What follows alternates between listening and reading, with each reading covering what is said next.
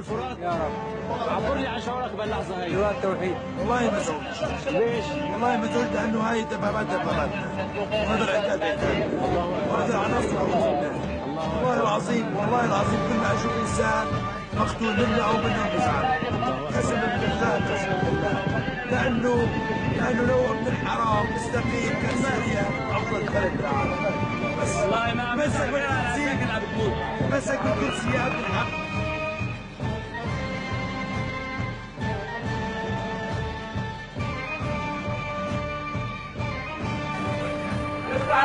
طارق باركان قيادي العام للجيش قوات مسلحة. قيادي العام يعني بيجي شو انطق بيجي ضابط كلب حشام، بيجي الوزير ابن حرام بخرب علينا كلنا، وهذا بكل ضيعه وكل عيلة في واحد عاطل، بكل عيلة في واحد عاطل. من وين حضرتك؟ بس مو كل العالم سوري. شو بدك؟ انا خلص انا بقول من سوريا. هو سوري. انا بقول من سوريا. انا بقول اتطوعت ودرست هندسي كتر خير هالدولة. كتر خيركم انتم درستوني.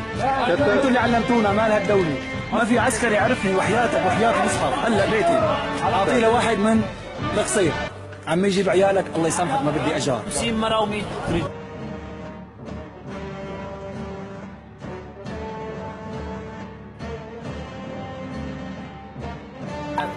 الله اكبر.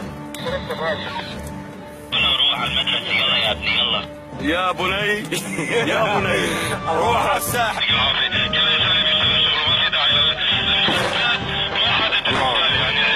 يلا خير ان شاء الله. لا تسبسبون خلونا اصحاب واصدقاء سنلتقي قريبا. وحتى ما في داعي نقاتل.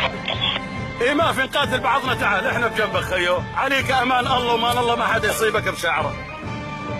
الله يا ابن العم نحن ما نقاتل ثاني. نحن انتم